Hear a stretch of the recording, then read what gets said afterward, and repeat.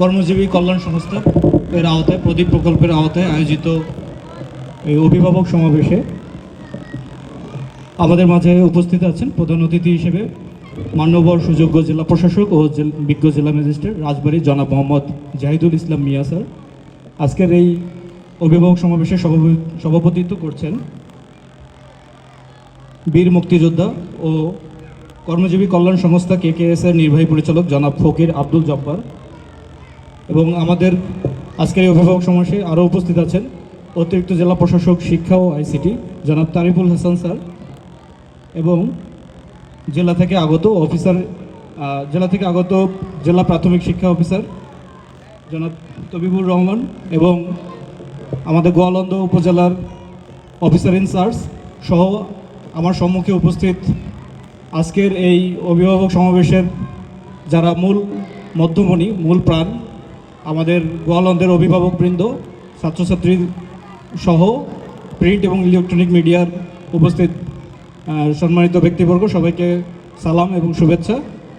আসলে অনুষ্ঠানটি একটু বিলম্বিত হয়েছে।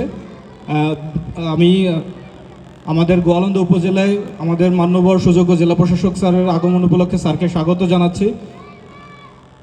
স্যার খুব অল্প কিছুদিন আগে রাজবাড়িতে যোগদান করার পরে আপনারা নিশ্চয়ই বুঝতে পারছেন যে স্যারের কর্মপরিধি এবং কর্মচঞ্চলতার প্রবাহে গোয়ালন্দে একটি নতুন ধারার সূচনা হচ্ছে। স্যার নিরলসভাবে এবং ঐকান্তিক প্রচেষ্টায় বিভিন্ন জায়গায় এই ধরনের যে সামাজিক কর্মকাণ্ডগুলো আছে সেগুলোকে উৎসাহিত করে যাচ্ছেন এবং তারই ধারাবাহিকতায় আজকে আমাদের এই গোয়ালন্দে স্যারের উপস্থিতি আমরা পেয়েছি। তো স্যার, আমরা সূচনা বক্তব্য থেকে শুনছিলাম যে খুব স্বল্প সময়ের ওরিয়েন্টেশনেই, স্বল্প সময়ের উপস্থাপনাতেই স্যার এই আপনাদের যে কষ্টগুলো, আপনারা এতক্ষণ যে উপস্থিত দুজন অভিভাবক মা যে বললেন তাদের কষ্টের কথা, তাদের দৈনন্দিন যে ব্যথা বা বেদনার কথা, স্যার কিন্তু শুরুতেই এখানে এসে রাজবাড়িতে এসে এই বিষয়টি অনুধাবন করেছেন। বিধায়ী আপনাদের এই সমস্যাটি, যাতে এই প্রকল্পটি অতি দ্রুত শেষ না হয়ে যায়, যাতে প্রকল্পটি আরও দীর্ঘায়িত হয়, আরও এক্সটেনশন হয়, সেজন্য স্যার ব্যক্তিগত উদ্যোগ নিয়ে লিখেছেন এবং যার ফলেই আজকে আমরা জানতে পেরেছি যে 3 মাস এটাকে এক্সটেনশন দেওয়া হয়েছে।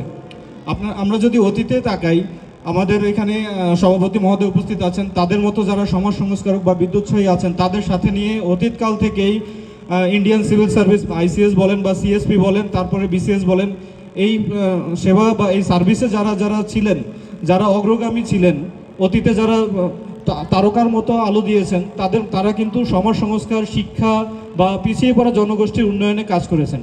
তো আমরা স্যারের মাধ্যমে সেই আমাদের হারানো অতীতকে আবার ফিরে পেতে চাই।